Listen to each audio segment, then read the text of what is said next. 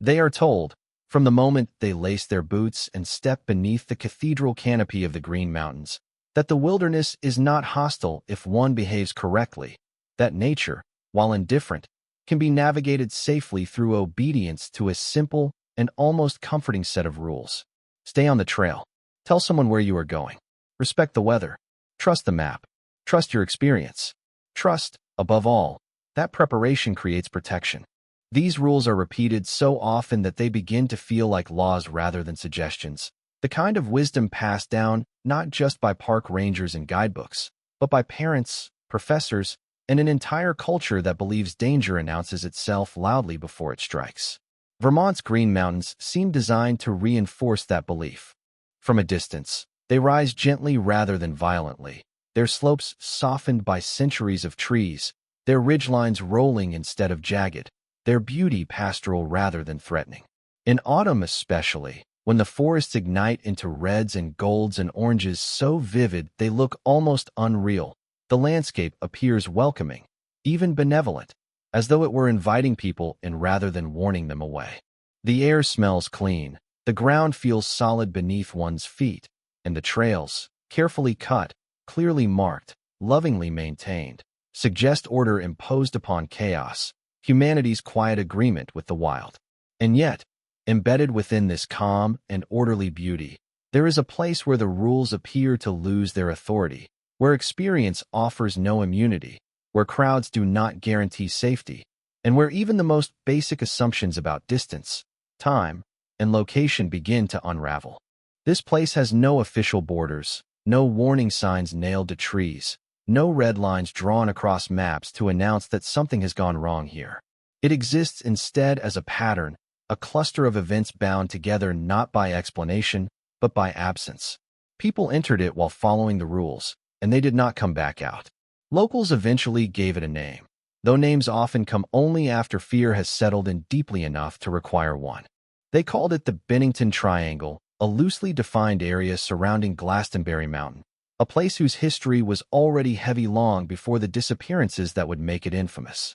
Once, in the 19th century, Glastonbury had been a thriving logging town, loud with sawmills and ambition, its hills stripped bare to feed the hunger of industry.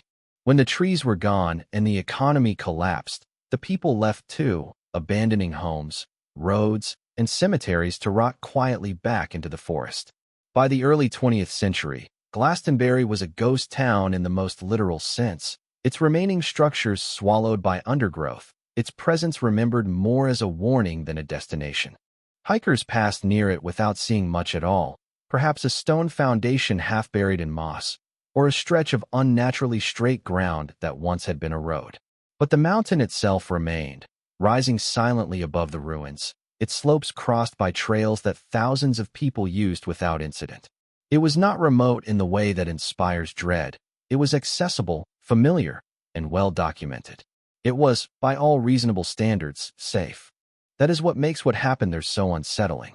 The stories that would later define the Bennington Triangle are often misrepresented as tales of reckless adventurers or careless wanderers, people who ignored common sense and paid the price.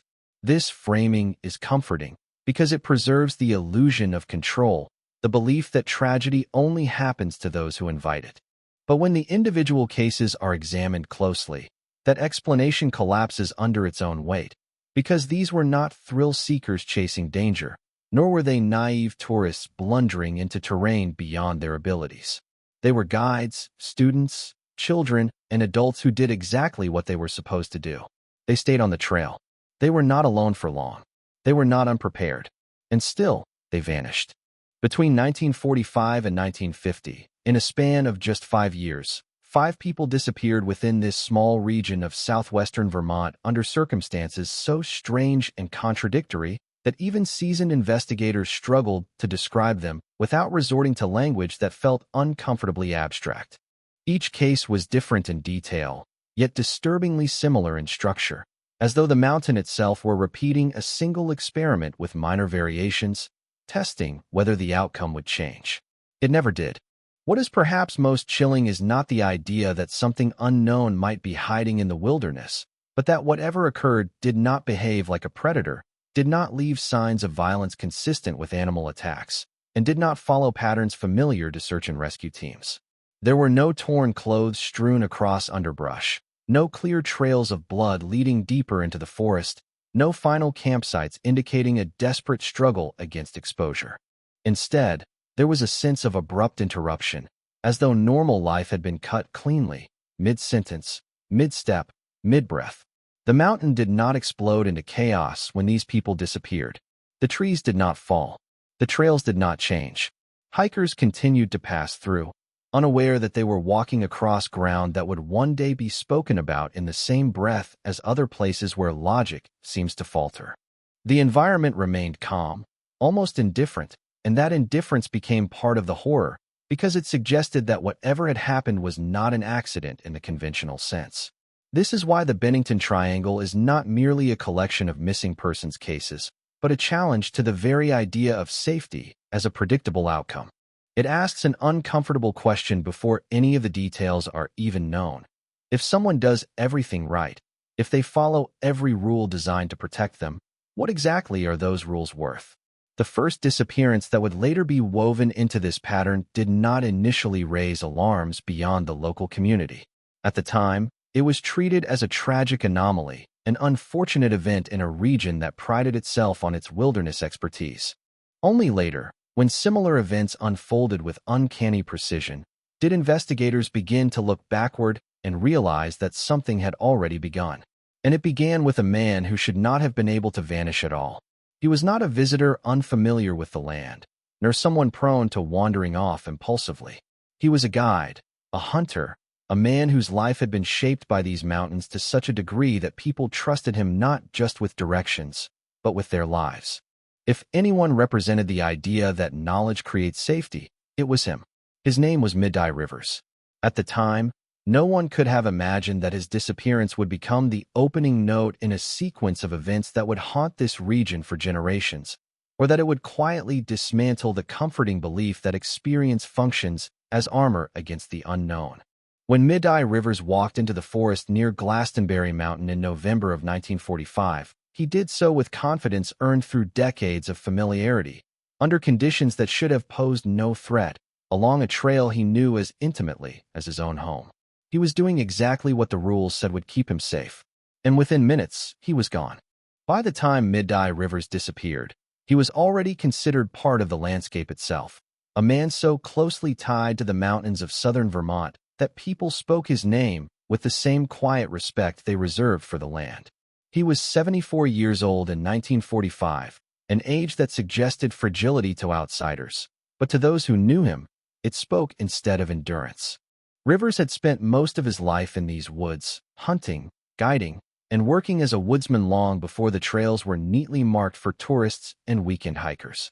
He knew the rhythms of the forest not from maps or books, but from decades of repetition, from mornings that began before sunrise and evenings that ended with stories told by firelight. To understand why his disappearance was so shocking, one has to understand who Middie Rivers was as a person. He was not reckless, nor was he prone to unnecessary risk. He was known as cautious, methodical, even stubbornly traditional in his habits. He believed in doing things the right way, the way they had always been done, and his confidence came not from arrogance, but from familiarity. When people hired him as a guide, they did so because they believed that as long as Middie Rivers was with them, nothing truly bad could happen.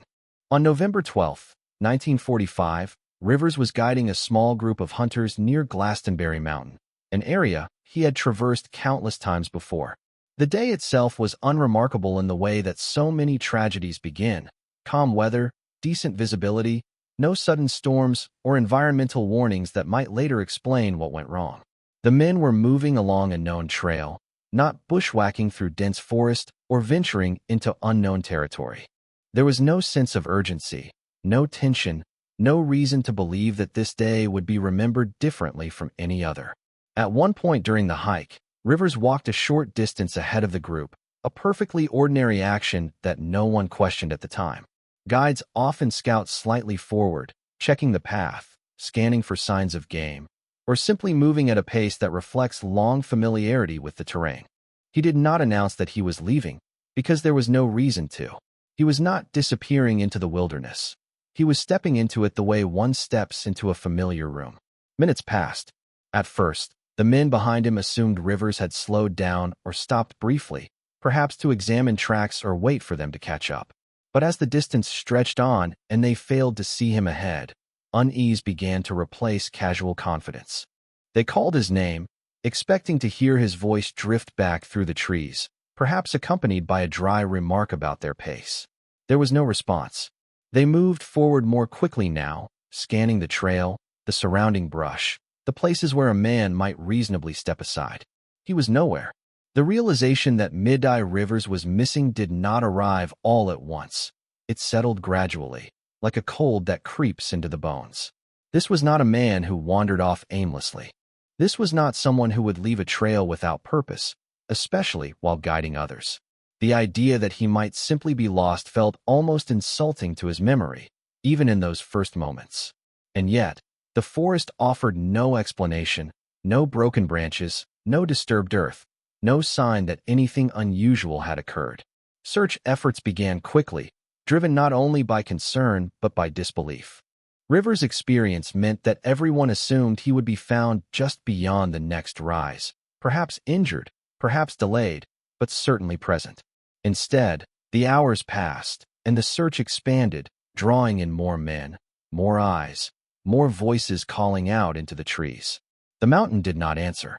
What they eventually found only deepened the mystery. Near a stream, searchers discovered a single unspent rifle cartridge, lying alone in the water as though it had been placed there deliberately. It was identified as belonging to Rivers, a small, ordinary object that should have meant nothing, yet suddenly meant everything. There was no rifle nearby, no body, no blood, just the cartridge, intact and unfired, an item that should have been in his pocket or pack, not resting silently in a stream. It was the kind of detail that refuses to fit neatly into any explanation. If Rivers had fallen, where was he? If he had been injured, why was there no sign of a struggle or an attempt to signal for help? If an animal had attacked him, why was there no evidence consistent with such an event? And if he had simply sat down somewhere, exhausted or ill, why did the mountain keep his location hidden so completely? As the days turned into weeks, hope began to thin, replaced by a heavy, unresolved grief.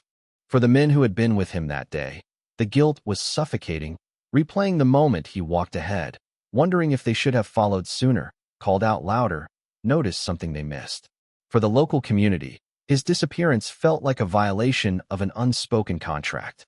Middie Rivers was supposed to be immune to this kind of fate. If he could vanish without a trace, then the rules everyone relied on were far more fragile than they had ever admitted. Officially, his death was attributed to heart failure. The explanation offered was that he may have collapsed somewhere beyond the reach of the search, his body hidden by the dense forest.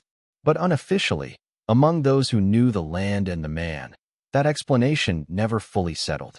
Too many things did not align. Too many questions remained unanswered. And quietly, almost unconsciously, people began to avoid certain areas near Glastonbury Mountain, not because they believed in monsters or curses, but because something about the place now felt wrong. At the time, Middie Rivers' disappearance was seen as a tragic, isolated incident, a rare but unfortunate reminder that nature can be unforgiving. No one yet realized that this was only the beginning, or that the mountain was about to repeat itself, this time with someone far younger, far less experienced, and surrounded by witnesses who would watch her vanish in a way that defied even the most generous explanations. Because if an expert was not safe here, the next disappearance would prove something far more disturbing. It could happen in the blink of an eye. Paula Welden did not look like someone on the edge of a tragedy. When people later tried to reconstruct the last day of her life, they returned again and again to that simple, haunting fact. She was 18 years old, a sophomore at Bennington College, intelligent, independent, and known among her classmates as quiet but determined, the kind of person who valued solitude without being withdrawn. She loved literature, enjoyed long walks, and had a habit of disappearing into her own thoughts, a trait that made her feel older than her years to some and fragile to others, though in truth she was neither. On December 1st, 1946, Paula decided to take a hike. There was nothing dramatic about the decision. It was a Sunday afternoon, and she mentioned her plan casually, almost as an afterthought. She would take the long trail, a well-known, well-marked path that stretched across Vermont and passed near Glastonbury Mountain. This was not a remote or forbidden route. It was popular, heavily trafficked, and familiar to locals and students alike. People hiked it alone all the time. Paula dressed appropriately for the weather, wearing a red parka that would later become one of the most iconic and frustrating details of the case, because it should have made her visible against the muted winter forest. Witnesses saw her along the trail that afternoon. This detail matters because it anchors her disappearance in reality rather than speculation.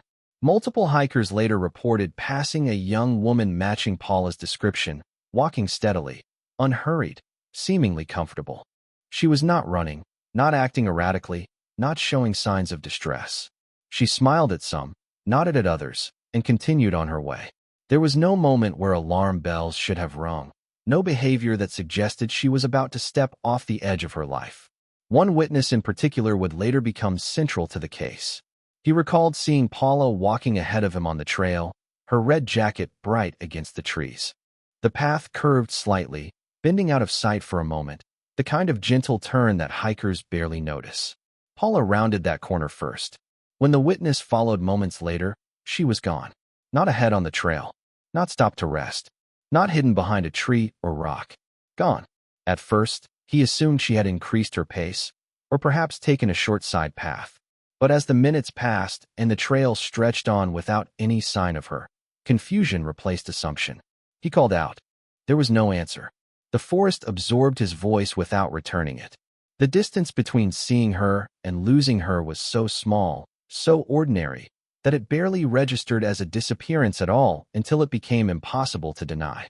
By evening, concern spread beyond the trail and into the town. Paula did not return to campus. She did not call. She did not appear anywhere she was expected to be. What began as mild worry quickly escalated into alarm, because Paula was not someone who vanished casually. She had plans. She had a routine. She had a future that, until that afternoon, appeared intact. The search that followed was one of the largest Vermont had ever seen. Local authorities, volunteers, experienced woodsmen, and eventually the FBI combed the area surrounding Glastonbury Mountain and the Long Trail. They searched on foot, by horseback, and with aircraft overhead, scanning the forest for any sign of red against brown and white. Bloodhounds were brought in, their noses trusted to locate even the faintest trace of her path. They found nothing. No footprints that could be conclusively identified as hers. No torn fabric. No personal belongings. Not even a suggestion of where she might have left the trail. It was as if Paula Welden had been erased. The official explanations came quickly, because explanations always do. Some suggested she had wandered off the trail and succumbed to exposure, her body hidden by snow or terrain. Others proposed suicide, pointing to vague rumors of depression that never fully held up under scrutiny. Still others hinted at foul play, though no evidence ever emerged to support that theory either. Each explanation tried to impose a familiar narrative onto an event that stubbornly refused to fit. What made Paula's case particularly disturbing was not just the lack of evidence, but the setting itself. This was not a lonely stretch of wilderness where someone could disappear unnoticed for days. This was a popular trail, on a weekend, with multiple witnesses. The time window was narrow. The space was limited. And yet, despite these constraints, the outcome was the same as Middie Rivers' disappearance the year before. Nothing. For her family, the absence was a wound that never closed. Paula's father, a respected engineer, was so frustrated by the handling of the investigation that he later sued the state of Vermont, alleging incompetence and negligence. The lawsuit did not bring his daughter back, nor did it produce new answers, but it did force the public to confront how completely the search had failed. Not because of a lack of effort, but because there was simply nothing to find. Among locals, unease deepened into something closer to fear. Two people, in 2 consecutive years, gone within the same general area, under circumstances that defied common sense. One was an expert who knew the mountain intimately. The other was a young woman walking a well-marked trail in plain sight. The contrast should have provided clarity. Instead, it suggested a pattern. If Middie Rivers had represented experience, Paula Welden represented normalcy. And if normalcy was not enough to protect someone here, then the Bennington Triangle was no longer just a place of bad luck. It was a place where disappearance itself seemed to function differently, faster, cleaner, and more complete than anywhere else. The mountain remained unchanged. The trail remained open. People continued to hike it. But now, when someone walked around a bend and briefly out of sight, the silence that followed felt heavier than it should have, as though the forest had learned, once again, how easy it was to make a person vanish. In the spring of 1950, the Bennington Triangle claimed a victim who challenged one of the most basic human assumptions, that a child is safe under a parent's watchful eyes. Paul Jepson was only 8 years old, a boy small for his age but lively and curious, with the kind of energy that made any brief lapse in supervision feel eternal. His family lived on a modest farm near the edge of the triangle, a place where the mountains seemed to rise gently from the pastures, and the air was thick with the scent of hay and soil. To outsiders, this was a safe place, secure, familiar, under the constant presence of family and home. On that day, Paul had been left in the truck while his mother went to feed the pigs. The farm was orderly, routine, almost mundane. For years, he had walked these fields and climbed these hills under his parents' care, and nothing had ever gone wrong. His mother expected to be gone only a few minutes. She had locked the truck, confident that the child was protected, confined to a space that she believed was inherently safe. But when she returned, he was gone. Panic gripped her immediately. She called for neighbors, and a search began, beginning at the truck and radiating outward. Bloodhounds were brought in, their noses tracing the faint scent of the boy through grass, over dirt, and onto the gravel of the nearby highway. For a brief moment, it seemed as though hope could guide the searchers to him. The dogs followed his scent along a plausible route. Then, inexplicably, the trail ended, abruptly, on the highway itself. No further trace, no hint of struggle, no clue as to whether he had wandered off alone, or if something had removed him from the world entirely. The nature of Paul Jepson's disappearance was profoundly unsettling because it shattered the comforting myth of parental protection. Parents do everything in their power to safeguard their children, yet here, the usual rules did not apply. The child had vanished in full view of ordinary safety, and the same logic that had failed Middie Rivers and Paula Welden applied again. The pattern was not random. The triangles seemed to erase with impartial efficiency. Community members were haunted by the way the events unfolded. Neighbors recalled seeing the mother's desperate figure pacing the yard, shouting into the spring wind, and the children of the town later spoke in hushed tones about the farm that seemed cursed. Even in the immediate vicinity of home, ordinary security proved meaningless. It was as if the land itself had become a filter, selecting who remained and who could be claimed without warning. The disappearance made headlines. For a moment, the wider public felt the sharp edge of fear, though few could fully comprehend the scale of what was happening. A man, a young woman, and now a child, all taken under circumstances that defied expectation. Each case chipped away at the confidence that had allowed the Green Mountains to be seen as safe, ordinary, and under human dominion. For investigators, Paul Jepson's case was maddening. They tried to reconstruct the boy's last movements, interviewed family, neighbors, anyone who had seen him that day. But the trail offered no guidance. It was as if the child had simply ceased to exist. There was no evidence of a struggle, no footprints beyond what the bloodhounds had tracked, no indication that he had been abducted in any conventional sense. Even today, the image of Paul Jepson, a child who vanished from the security of his mother's care, remains one of the most chilling reminders that the Bennington Triangle was not a place where reason or routine applied. The ordinary safeguards that people relied on, the instincts honed over lifetimes of experience, were rendered useless. And just like that, in the space of a few minutes, the world of a small boy and his family had been erased from the familiar, leaving only uncertainty, grief, and an unsettling question. If a child could vanish while under a parent's protection, what hope did anyone have?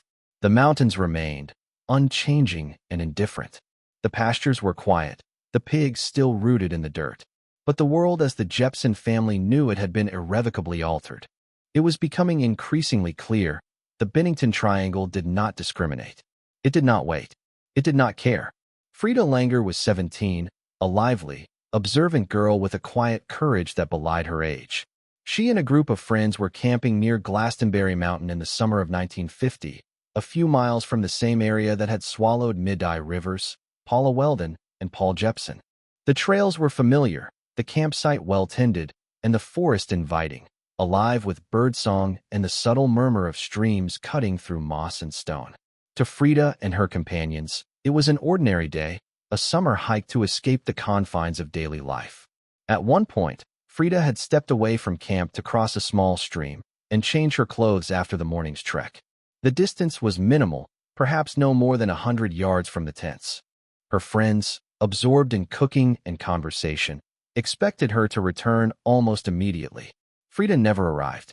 When they went searching, they found no sign of struggle, no footprints leading away from the stream, nothing to suggest where she might have gone. Her disappearance was subtle, almost casual, but devastating. The group called out, retraced their steps, and scoured the surrounding woods, but it was as if she had vanished into thin air. Then, 7 months later, her body was discovered in an open field several miles from the campsite, an area that had been searched dozens of times during the initial investigation. The fact that searchers had walked over the exact spot repeatedly without noticing her only deepened the mystery. How could she have traveled such a distance unnoticed? How could her body remain hidden in plain view? Frieda's case introduced an unnerving twist to the pattern of disappearances in the Bennington Triangle. Unlike previous victims, who vanished without a trace, she reappeared, but in a way that defied explanation. The wilderness seemed to toy with perception and memory, concealing her for months and then revealing her in a place that should have been impossible. Psychologists, investigators, and locals struggled to rationalize the discovery. Some speculated she had wandered, become disoriented, and succumbed to exposure. Others suggested darker possibilities, that the land itself was shifting reality in ways that human logic could not comprehend. Yet none of the explanations accounted for the fact that her disappearance and reappearance occurred within areas that had been repeatedly observed. Her friends were left haunted by the memory of her absence and the impossibility of her return. They remembered her laughter, her energy, the way she had simply stepped aside for a moment and then vanished. They replayed those minutes endlessly, grappling with the awareness that something beyond comprehension had claimed her temporarily, only to release her in a cruelly enigmatic fashion. Frieda Langer's case was a chilling reminder that the Bennington Triangle was not merely a place of disappearance, but of manipulation. Time, distance, and perception all seemed to bend within its boundaries. Ordinary rules did not apply here, rules that governed movement, observation, and the very continuity of existence.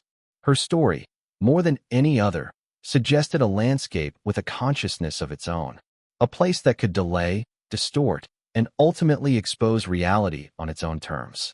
And for those who had lived through the tragedies of Middie Rivers, Paula Welden, and Paul Jepson, Frieda's fate was a terrifying confirmation. The Bennington Triangle did not merely swallow. It played, it toyed, and it defied the human expectation of safety. In the silence of the forest and the stillness of the open field, the question lingered: what force, unseen and unmeasured, controlled this land? And more frighteningly, what would it take next? By the time Frieda Langer's body was found, something had shifted permanently in the way people spoke about Glastonbury Mountain and the land surrounding it. What had once been discussed as a string of unfortunate coincidences could no longer be contained by that word. Coincidences do not cluster this tightly. They do not repeat the same shape. They do not target people who share nothing except proximity and timing. And they certainly do not return what they have taken, only to deepen the mystery. 5 years. 5 people. 1 small region of forest. To investigators, this summary read like the beginning of a case file. To locals, it sounded like a warning.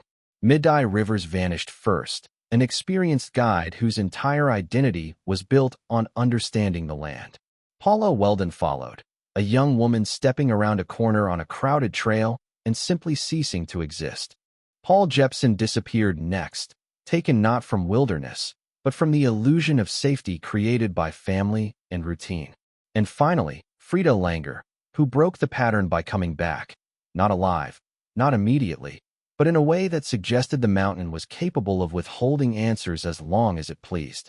Each disappearance carried its own tragedy, its own grief, its own unanswered questions. Families waited. Parents aged under the weight of not knowing. Friends replayed ordinary moments until they became unbearable. Yet taken together, these cases formed something colder and more disturbing than personal loss. They formed a pattern of erasure. There was no escalation, no warning signs growing more obvious over time. The mountain did not become louder or more violent. It did not announce itself with storms or earthquakes or visible danger. It remained calm, almost passive, as though it were merely allowing something to happen rather than actively causing it. That calm became part of the fear, because it meant there was nothing to react to, nothing to fight against, nothing to learn from. Search and rescue teams were forced to confront a reality they were not trained for. They knew how to track injured hikers, how to locate lost children, how to follow patterns of human behavior under stress. But the Bennington Triangle did not behave like a place where people got lost. People were not gradually slipping away from safety. They were being removed from it. The transitions were too clean, too sudden. One moment present, the next moment absent, with no evidence of the space in between. Official conclusions remained unsatisfying. Heart failure, exposure, wandering. These words were used not because they explained the events, but because there were no alternatives that could be written into reports without inviting ridicule. Privately, even some investigators admitted that they did not understand what they were dealing with. The land refused to tell its story. Over time, hikers continued to walk the trails near Glastonbury Mountain. Life does not stop simply because fear exists. But something subtle changed. People spoke more quietly. They stayed closer together. They noticed how easily someone could move ahead, round a bend, and be briefly out of sight. That gap, those few seconds of invisibility, took on a weight it never had before. Silence became suspicious. Absence became immediate. The Bennington Triangle did not need legends to sustain itself. It did not require myths of monsters or portals or curses, though such ideas would eventually follow.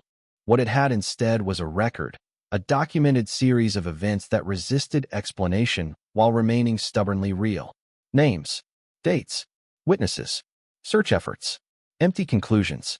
And perhaps that is what makes it so deeply unsettling. Because if the land itself is hostile, not in a dramatic, violent way, but in a quiet, selective one, then there is no skill set that guarantees safety. No experience level that confers immunity. No amount of love, protection, or preparation that can fully shield a person from becoming the next absence in the pattern. The Bennington Triangle does not scream its danger.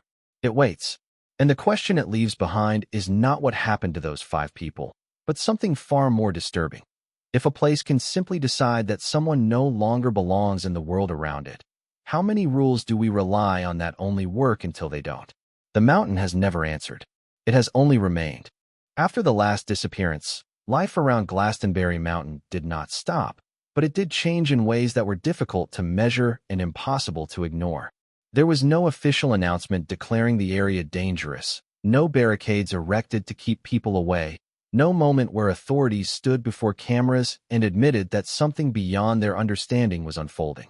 Instead, fears seeped in quietly, settling into conversations, altering habits, and reshaping the way people related to the land they had once trusted without question. Families spoke about the mountain differently now. Parents who had grown up roaming the woods freely began to warn their children away from certain trails, not with dramatic stories, but with vague unease. "Just don't go up there alone," they would say, or, "There's no reason to wander around Glastonbury." The lack of detail made the warnings more unsettling, because it implied that the danger could not be neatly explained or avoided through common sense. For the families of the missing, the aftermath was a slow, grinding continuation of the tragedy. There was no clear line between before and after, no moment of closure to mark the end of hope.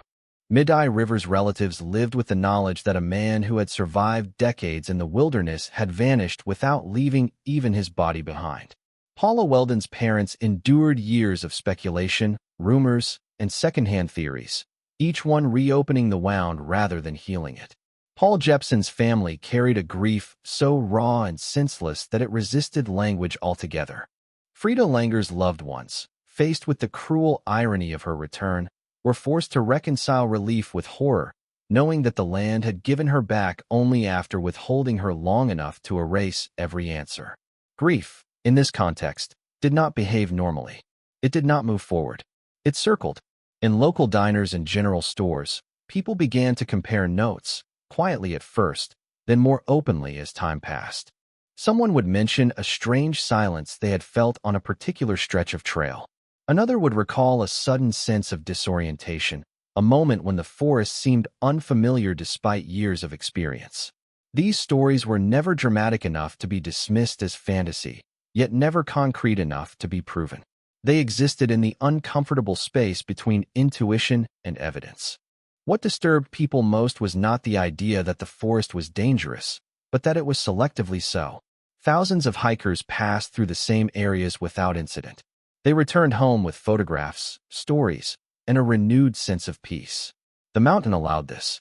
It did not behave consistently, which meant that danger could not be predicted by time of day, season, or behavior. The randomness felt personal, as though the land itself were choosing moments and individuals according to rules no one could see.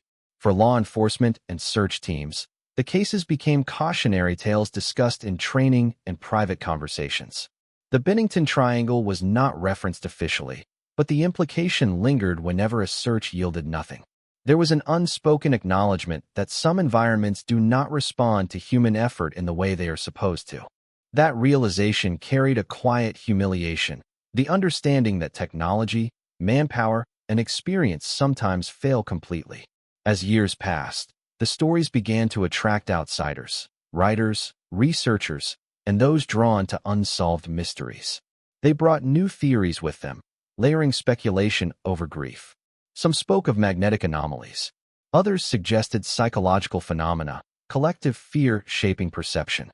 A few ventured into the realm of the paranormal, proposing ideas that locals often rejected, not because they were impossible, but because they felt disrespectful to the people who had vanished. For those who lived near the mountain, this was not entertainment. It was memory, and memory has weight. Glastonbury Mountain itself remained unchanged, rising quietly above the forest, indifferent to the stories told about it. Trails were still marked. Snow still fell. Leaves still returned every autumn in brilliant color. The normalcy was almost cruel, because it suggested that whatever had happened was not a temporary disturbance, but a permanent feature of the place. The Bennington Triangle did not become a place people fled from in panic. It became something more unsettling, a place people adjusted to. Fear was folded into daily life, acknowledged but rarely confronted directly. People learned to live alongside the mystery without resolving it, carrying an awareness that some questions do not have answers, and some places do not offer explanations. Yet beneath that uneasy acceptance, a deeper anxiety lingered, one that refused to fade with time.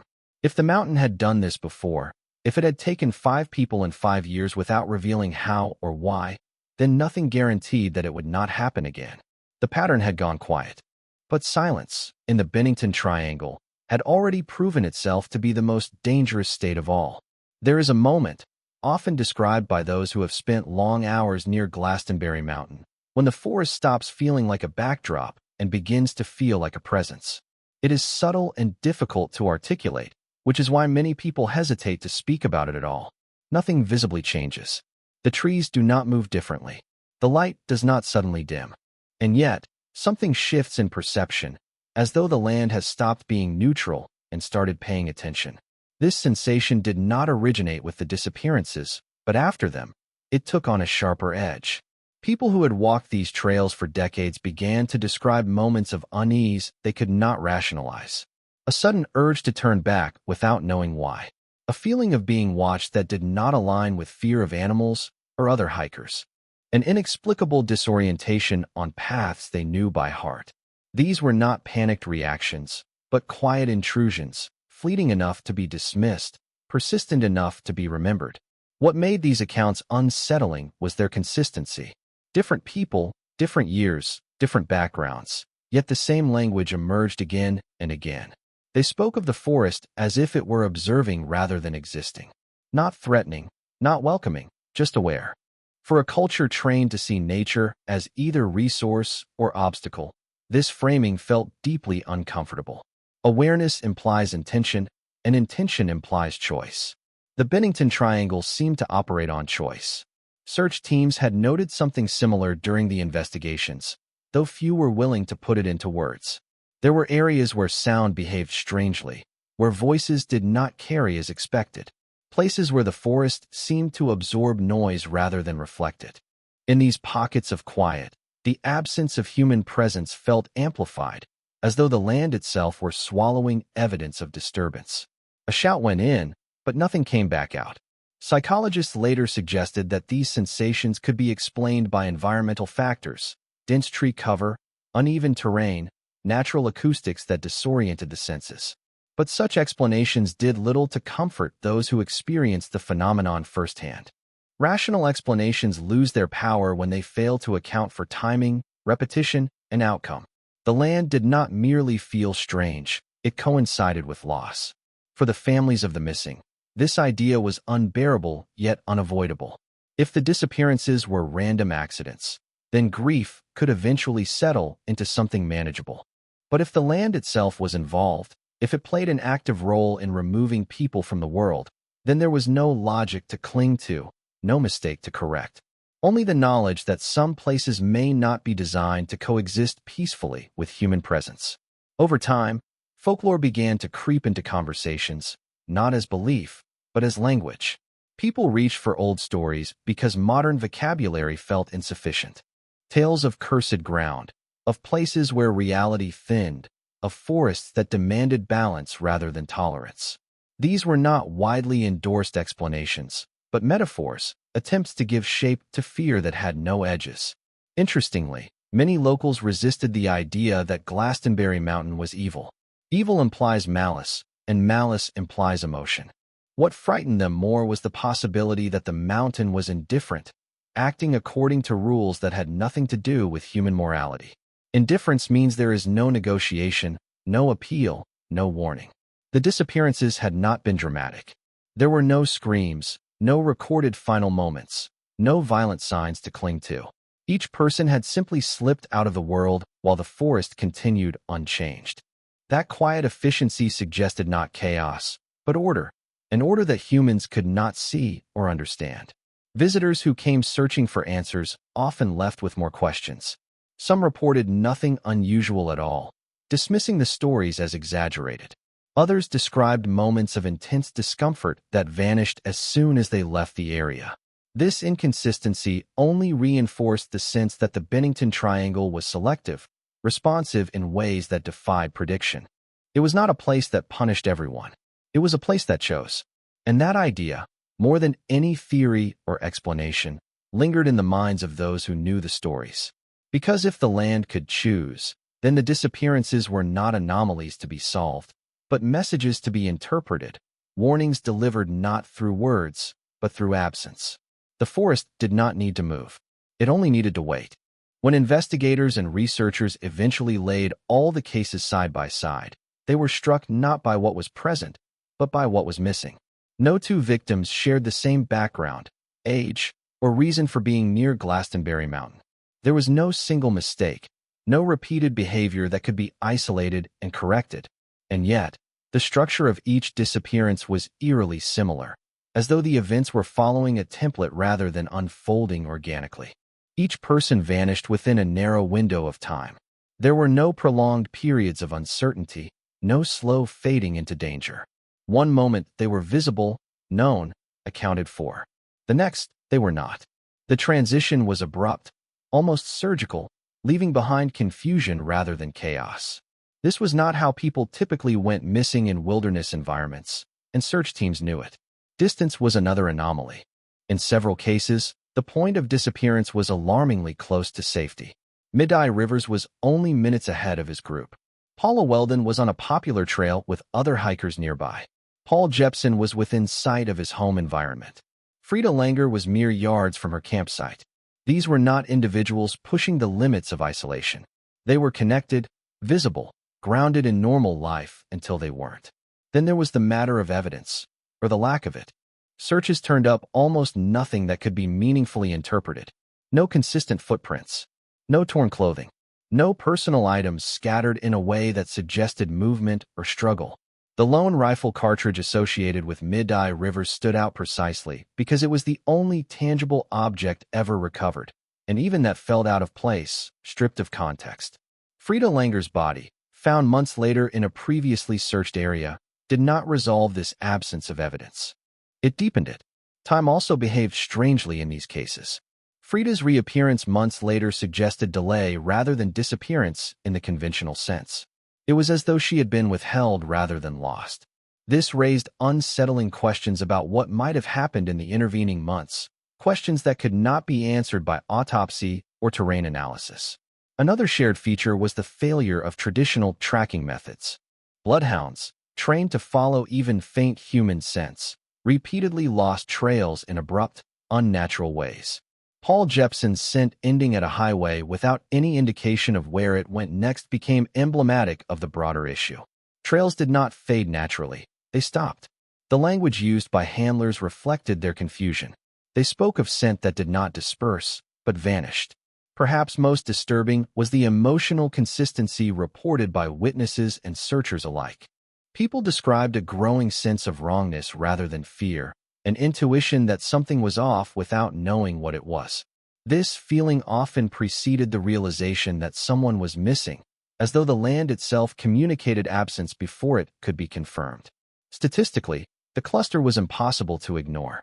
5 disappearances within a 5-year span, all within the same general area, all unresolved, all defying conventional explanation. In any other context, this would have prompted significant intervention, yet here, there was no clear action to take. You cannot patrol a mystery. You cannot fence off uncertainty. The Bennington Triangle did not behave like a crime scene because it never stopped being active. It remained a place where normal life continued alongside unresolved loss. Trails stayed open. Campsites were used. People walked the same paths where others had vanished, often without knowing it.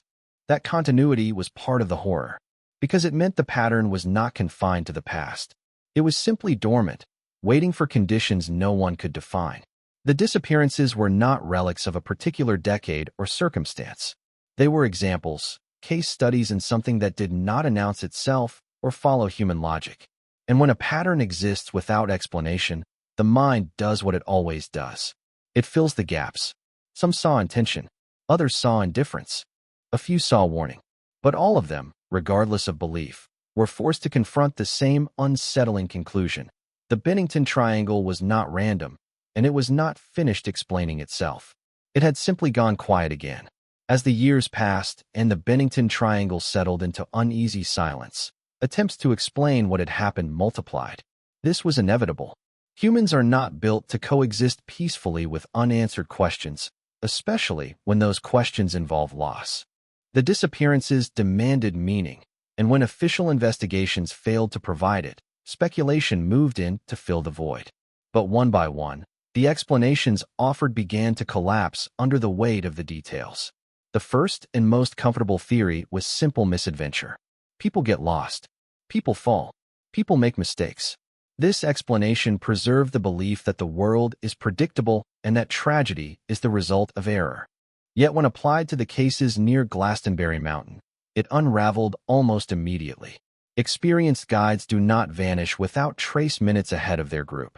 College students do not disappear on crowded trails without leaving footprints. Children do not evaporate from locked vehicles and leave scent trails that end abruptly on highways. Misadventure relies on evidence. The Bennington Triangle offered none. Another explanation focused on crime. Abduction. Violence. A hidden predator operating undetected. At first glance, this seemed plausible, even reassuring, because it localized the threat. If a person was responsible, then the mystery could eventually be solved. But again, the details resisted this narrative. There were no witnesses to any struggle. No signs of forced movement. No recovered remains that suggested foul play in the conventional sense. And perhaps most importantly, the victims were taken under wildly different circumstances, in ways that would have required impossible timing and invisibility. A criminal leaves patterns of behavior.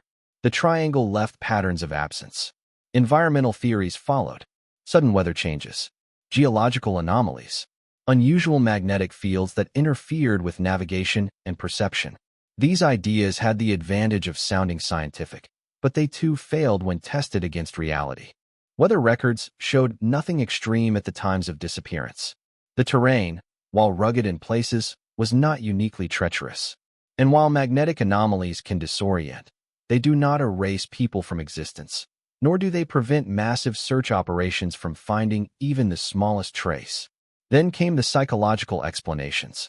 Some suggested that fear itself played a role, that the reputation of the mountain created a heightened state of anxiety that led people to panic and make fatal mistakes.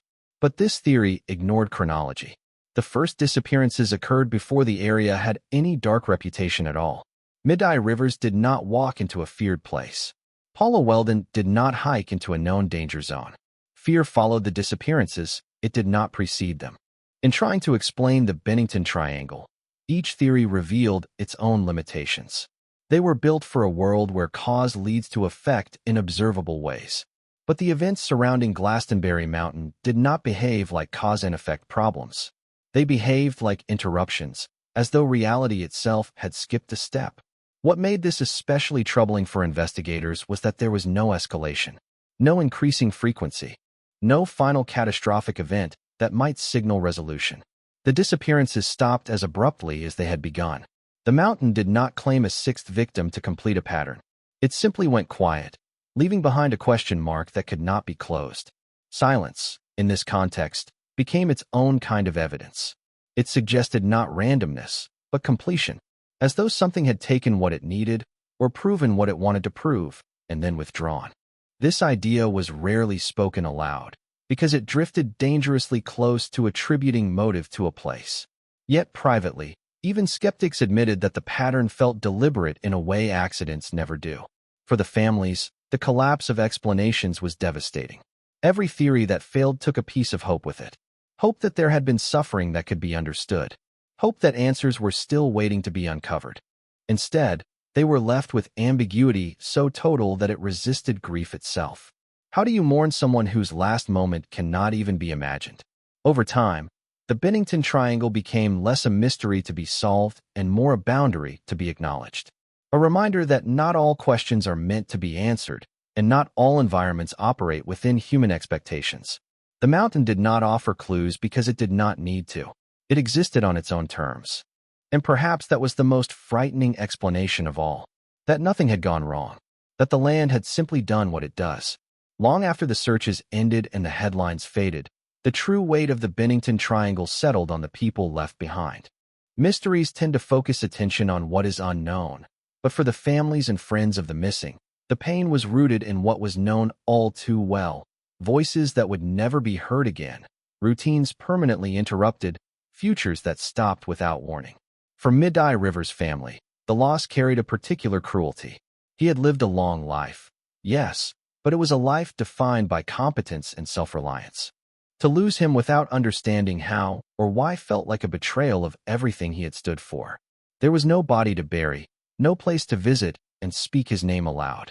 His disappearance turned memory into a burden, because every recollection ended at the same unfinished moment, him stepping ahead on a trail he knew better than anyone. Paula Welden's absence created a different kind of wound.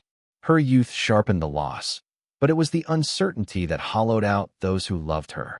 Her parents lived for years with competing images of her final moments, each one incompatible with the next. Was she afraid? Was she calm? Was she alone? Without answers, grief could not settle into a single shape. It fractured instead, resurfacing whenever someone mentioned the long trail or whenever winter arrived and reminded them of the red jacket that had never been found. Paul Jepson's family carried a grief so raw it resisted language. Parents are not meant to outlive the certainty of their child's presence. His disappearance did not just remove a boy from their lives. It rewrote their understanding of safety itself. Every ordinary moment became suspect in hindsight. The sound of a truck door closing, the few minutes it takes to step away. These fragments replayed endlessly, not because they contained answers, but because they were all that remained. Frieda Langer's loved ones were forced to endure a particularly cruel paradox. For months, hope had existed. Then her body was found, and hope collapsed into horror. Yet, even in death, she did not bring clarity. Her return raised more questions than her disappearance ever had, turning closure into another illusion. The place where she was found, open, visible, previously searched, felt almost mocking, as though the land had waited to be sure that confusion would outweigh relief. Across all these cases, a common thread emerged. Unresolved loss does not fade with time. It changes shape. It becomes quieter, more private, but also more permanent. Birthdays passed. Holidays arrived. Chairs remained empty. The world moved forward, and the families were expected to follow, even as something essential had been taken without explanation. In the surrounding communities, the disappearances became reference points rather than events. People measured time against them. That was before Paula vanished. That was after the boy went missing. The names did not disappear. They became woven into local memory, spoken carefully, almost reverently, as though saying them too casually might invite something unwanted. What made the human cost of the Bennington Triangle so profound was not just the loss of life, but the theft of narrative. Stories normally end. They resolve, even tragically. Here, there was no ending, only interruption. Lives were paused mid-sentence, and everyone else was left trying to imagine the rest of the paragraph without ever knowing if they were close. The mountain, of course, carried none of this weight. It did not acknowledge anniversaries or grief. It did not change in response to sorrow. That imbalance, between human suffering and natural indifference, was perhaps the deepest wound of all. The people cared. The place did not. And yet, despite everything, families continued to speak the names of the missing. They told stories. They remembered details. They refused to let absence erase identity. In doing so, they created the only form of resistance available to them, memory in defiance of disappearance. The Bennington Triangle could take bodies. It could not take that. By the time a new generation began hiking the trails near Glastonbury Mountain, the disappearances had already transformed from current events into stories, stories told carefully, often indirectly, and usually after a pause. The Bennington Triangle was not advertised on maps or trail guides. There were no plaques or memorials marking where people had last been seen. Instead, its reputation traveled through word of mouth, shaped by tone rather than detail. A hesitation before answering a question, a glance toward the mountains, a subtle suggestion to choose a different route. Silence became the warning. Park officials and local authorities rarely addressed the disappearances publicly. There was nothing new to say, and no benefit in stirring fear without offering solutions. Trails remained open, not because the danger was dismissed, but because it could not be defined. Closing an area requires a reason that can be written down. The Bennington Triangle resisted that kind of documentation. It existed in implication rather than instruction. Experienced hikers sometimes dismissed the stories, framing them as exaggerated or misunderstood.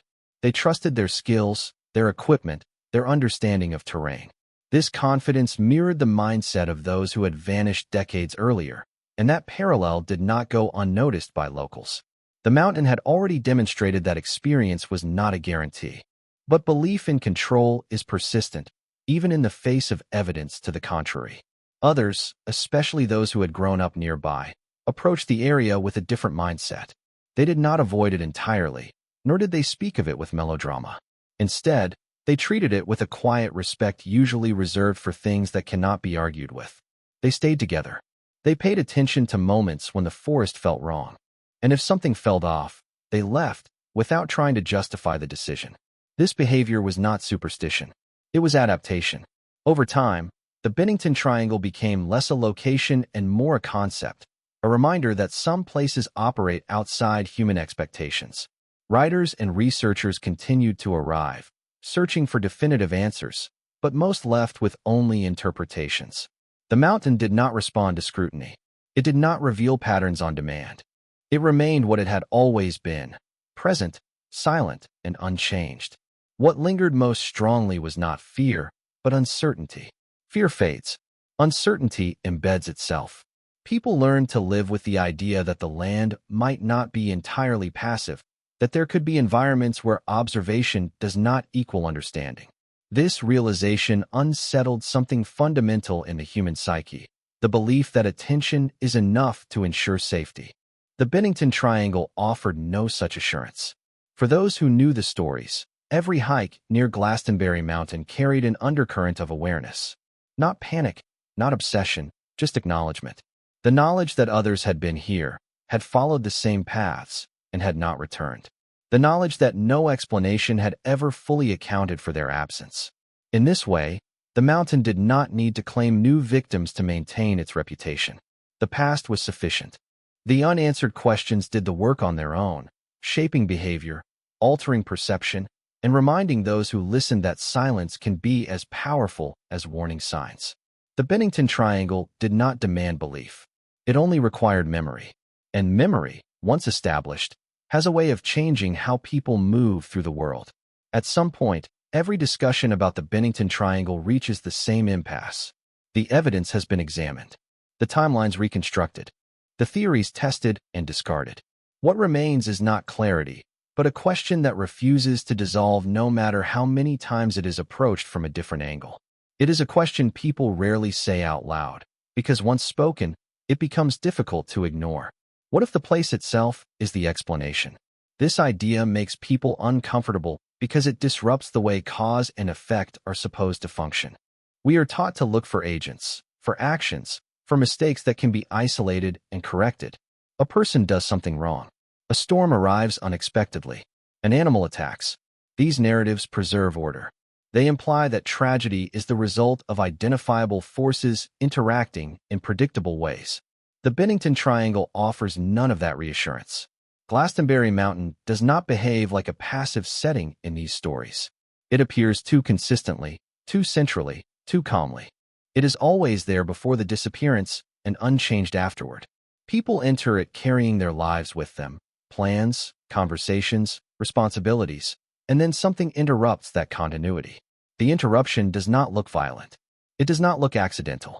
It looks final. Those who entertain the idea that the land itself plays a role are careful with their language. They do not say the mountain kills. They do not say it hunts. Instead, they speak of boundaries, of thresholds, of places where familiar rules no longer apply. They describe it as an environment that does not accommodate human presence in the way we expect, not because it is malicious, but because it operates according to a different logic. In this framing, the disappearances are not punishments or warnings. They are outcomes. Middie Rivers did not fail the mountain. Paula Welden did not provoke it. Paul Jepson did not wander into danger. Frieda did not make a fatal choice. They simply crossed paths with something that did not acknowledge their intentions, their experience, or their vulnerability. The mountain did not respond to who they were. It responded only to where they were. This perspective explains the most disturbing element of the cases, their neutrality. There was no cruelty in the way people vanished, no theatrical display of suffering. They were removed cleanly, efficiently, leaving behind confusion rather than devastation of the physical landscape. It is this lack of drama that unsettles people most, because it suggests that human life was not important enough to warrant reaction. For some, this idea borders on the philosophical rather than the mysterious. They compare the Bennington Triangle to natural phenomena that exist beyond human scale, fault lines, deep ocean trenches, cosmic events. These forces do not care who encounters them. They simply exist. The danger lies not in intent, but in incompatibility. Others reject this framing entirely, insisting that to assign agency to land is to abandon reason. Yet, even among skeptics, there is often an acknowledgement that something about Glastonbury Mountain resists complete understanding. The facts alone create that resistance. The land does not cooperate with explanation. It absorbs it. What makes the question so persistent is that it cannot be answered definitively, only returned to. Each disappearance reinforces it. Each failed theory sharpens it. Each quiet year that passes without resolution gives it more weight, not less. The absence of new victims does not diminish the mystery. It stabilizes it, locking it into place. If the place itself is the answer, then the Bennington Triangle is not a problem to be solved, but a condition to be recognized. A reminder that not all environments are designed to include us, and that our assumptions about safety may be far more fragile than we are willing to admit. This thought lingers long after the details fade. Because if it is true here, it may be true elsewhere, too. Today, Glastonbury Mountain does not announce its history to those who pass nearby. There are no signs warning hikers that they are entering a place associated with disappearances, no markers identifying the boundaries of the Bennington Triangle. To the uninitiated, it looks like what it has always been: forested slopes, winding trails, and long stretches of quiet broken only by wind and birdsong. The land has not changed to reflect what happened there. That, in itself, is unsettling. Modern hikers still use the long trail. Campers still set up tents in the surrounding wilderness. Photographs are taken. Memories are made. Life continues alongside the unresolved past, layered over it rather than separated from it. People walk the same ground where others vanished, often without knowing the names or stories connected to the place beneath their feet. Those who do know tend to move differently. They notice how quickly sound disappears among the trees, how easy it is for distance to stretch without effort, how a bend in the trail can briefly hide someone from view. These observations are not dramatic revelations. They are quiet recognitions, moments when history presses gently against the present. Technology has changed how people navigate the wilderness. GPS devices, satellite phones, and advanced rescue protocols create a sense of reassurance that did not exist in the 1940s and 1950s. And yet, the Bennington Triangle persists as a reminder that tools do not guarantee understanding. All of the victims had something that should have protected them: experience, visibility, proximity, supervision. None of it mattered. Search and rescue professionals who work in the region today are aware of the history, even if they do not speak about it openly. It influences planning, caution, and expectation. There is an acknowledgement that some searches may end without answers, not because of failure, but because the environment does not yield information evenly. This awareness is carried quietly as part of the job. For locals, the mountain exists in a state of duality. It is both ordinary and extraordinary, both familiar and unknowable. People live their lives near it without daily fear, yet the stories remain close enough to consciousness that they are never entirely dismissed. The Bennington Triangle is not something to obsess over, but it is not something to forget. Visitors who arrive specifically because of the mystery often expect a feeling, an atmosphere charged with dread or tension. Most are surprised when they feel nothing at all. The forest does not perform. It does not confirm expectations. It remains neutral, which may be its most disquieting quality. The absence of sensation does not contradict the history, it mirrors it, because that is how the disappearances occurred. Quietly, cleanly, without spectacle. Standing in these woods today, it is easy to understand why the mystery endures. The land does not resolve itself into narrative. It does not point to conclusions. It simply exists, indifferent to the human need for meaning. And yet, the knowledge of what happened here changes the experience, even if nothing else does.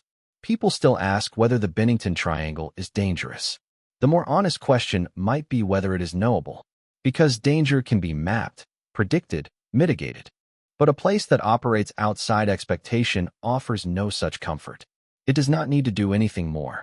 It has already shown what it is capable of. In the end, the Bennington Triangle does not leave us with a monster, a villain, or even a clear mystery to solve. It leaves us with something far less satisfying and far more disturbing: the possibility that safety is not a universal constant, but a fragile agreement that works only where the environment allows it to. 5 people disappeared within 5 years. They were not reckless. They were not careless. They were not breaking rules. Middie Rivers walked ahead on a trail he had known for decades and never came back. Paula Welden turned a corner on a busy path and vanished between one step and the next. Jepson was left alone for minutes, protected by routine and proximity, and was gone. Frieda stepped away briefly, then returned only months later, in a place that should have revealed her immediately. These stories resist resolution because they refuse to teach a lesson in the traditional sense. There is no behavior to correct, no mistake to avoid, no single warning that would have saved them. The rules worked everywhere else. They just didn't work here. That may be the most unsettling truth of all. Not that something evil exists in the wilderness, but that certain places may simply operate outside the systems we rely on to feel secure. Places where experience does not accumulate into protection. where visibility does not guarantee presence, where being careful is not enough. The Bennington Triangle does not demand belief in the supernatural. It does not require imagination to be frightening. The facts alone are sufficient. Documented disappearances, witnesses, searches, silence. The mystery persists not because of what we add to it, but because of what it refuses to give back. Perhaps the land is not hostile in the way we understand hostility. Perhaps it is indifferent in a way that feels personal only because we are the ones affected. Or perhaps the question itself is flawed, an attempt to impose intention where none exists. What remains undeniable is this. There is a place where the usual assurances fail, where following the trail does not guarantee return, where being seen does not ensure continuity, where safety rules stop working. The Bennington Triangle does not need new victims to prove its point. Its legacy is already complete.